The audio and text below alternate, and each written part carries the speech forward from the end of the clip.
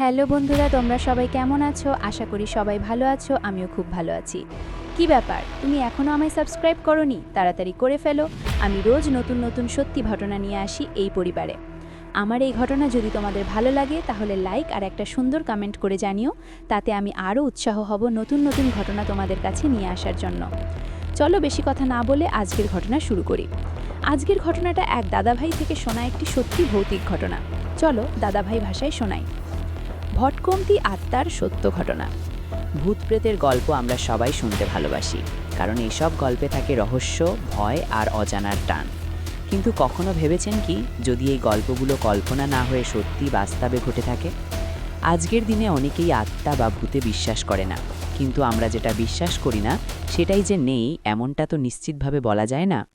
আজ আমরা আপনাদের এমনই এক জায়গার গল্প বলবো যেখানে লোকেরা বিশ্বাস করে একটি স্থাপনা তৈরি হয়েছিল একটি আত্মার সাহায্যে। ঠটাসি গ্রাম ও অভিশাপের গল্প। রাজস্থানের যোধপুর অঞ্চলে বহু প্রাচীন বাউরি বা ধাপযুক্ত কূপ রয়েছে। এর মধ্যে একটি বাউরিকে ঘিরে আছে ভয়ঙ্কর ও রহস্যময় কাহিনী। যোধপুর থেকে প্রায় ৯০ কিলোমিটার দূরে অবস্থিত একটি ঐতিহাসিক গ্রাম ঠঠাসি। ইতিহাস থেকে জানা যায়, যোধপুরে বসবাসকারী রাজপুতদের চম্পাবত শাখার বিভাজনের পর একটি দল কাপারদা গ্রামে গিয়ে বসবাস শুরু করে। কিন্তু সেই গ্রামের কিছু তরুণ রাজপুত রাজকুমার সেখানে সাধনা করা সাধু সন্ন্যাসীদের বিরক্ত করতে থাকে।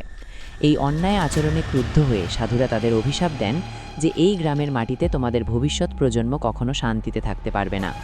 এই অভিশাপের কথা শুনে রাজপুতরা ভয়ে গ্রাম ছেড়ে অন্যত্র চলে যায়। সেই নতুন বসতি হল আজকের ঠঠাসি গ্রাম। ভৌতিক বাউরির জন্ম।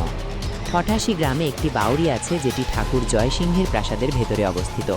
লোকমুখে প্রচলিত এই বাউরি নাকি ভূত প্রেতের সহায়তায় তৈরি। একবার ঠাকুর জয়সিংহ যোধপুর থেকে ঘোড়ায় চড়ে ঠঠাসির দিকে যাচ্ছিলেন। পথে তার সঙ্গীরা পিছিয়ে পড়ে এবং অন্ধকার নেমে আসে। ঘোড়াটি ক্লান্ত ও তৃষ্ণার্ত হয়ে পড়ে। ঠিক তখনই রাজা একটি পুকুর দেখতে পান এবং ঘোড়াটিকে পানি পান করাতে এগিয়ে যান। মধ্যরাতের সেই ভয়ঙ্কর মুহূর্ত। হঠাৎ মধ্যরাতে রাজা একটি অদ্ভুত ছায়ামূর্তি দেখতে পান। সেই ছায়া ধীরে ধীরে মানুষের আকৃতি নেয়। ভয়ে রাজা থমকে যান। সেই আত্মা রাজাকে বলে, আমার খুব তেষ্টা পেয়েছে, কিন্তু অভিশাপের কারণে আমি এই কূপের পানি নিজে পান করতে পারি না। রাজা ভয় সত্ত্বেও দয়া দেখিয়ে তাকে পানি পান করান। আত্মার প্রতিদান। রাজার এই দয়ায় খুশি হয়ে আত্মাটি বলে, আপনি যা চাইবেন আমি তা পূরণ করব। রাজা তখন বলেন, আমার প্রাসাদে একটি সুন্দর বাউরি নির্মাণ করো এবং আমার রাজ্যকে আরও সুন্দর করে তোলো। আত্মা শর্ত দেয়, সে প্রকাশ্যে কাজ করবে না। দিনে যত কাজ হবে রাতে সেটা ১০০ গুণ বেড়ে যাবে, কিন্তু এই গোপন কথা কাউকে বলা যাবে না। রাজা শর্ত মেনে নেন। রহস্যময় নির্মাণ। এর মাত্র দুদিন পর থেকেই আশ্চর্য ঘটনা ঘটতে শুরু করে। রাতে পাথর কাটার ঠোকার শব্দ শোনা যেতে থাকে। দিন দিন বাউরি আর প্রাসাদ দ্রুত তৈরি হতে থাকে। সবাই অবাক। গোপন কথা ফাঁস। রানী বারবার রাজাকে জিজ্ঞেস করতে থাকেন, এত দ্রুত কাজ কিভাবে হচ্ছে? শেষ পর্যন্ত রানীর চাপে পড়ে রাজা সত্যিটা বলে ফেলেন। আর ঠিক তখনই সব কাজ হঠাৎ থেমে যায়। বাউরিটি অসম্পূর্ণ অবস্থায় রয়ে যায়। এরপর আর কেউ কখনো সেই বাউরি নির্মাণের সাহস পায়নি। আজও লোকেরা বিশ্বাস করে ঠঠাসির সেই বাউরিতে এখনও ভটকন্তি আত্মার উপস্থিতি আছে। ঘটনাটি কেমন লাগলো তোমাদের অবশ্যই কমেন্ট করে জানাবে। তোমাদের একটি কমেন্ট আমায় অনেকটা মোটিভেট করে। রাইটিংয়ে দাদাভাই, নাম বলা নিষিদ্ধ।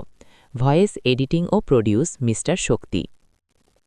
আপনারা যদি আপনার রিয়েল লাইফ নিয়ে কিছু কথা বা রিয়েল স্টোরি বলতে চান তাহলে আমাকে ডাইরেক্ট ডিএম করতে পারেন, না হলে আমার ইমেল আইডিতে ডাইরেক্ট স্টোরি লিখে পাঠিয়ে দিতে পারেন shaktipadokhatua@gmail.com। আজকের মতো এখানেই শেষ করছি। আবার ফিরব কোনো এক নতুন কোনো রিয়েল স্টোরি নিয়ে। ততক্ষণ ভালো থাকবেন, সুস্থ থাকবেন। টাটা।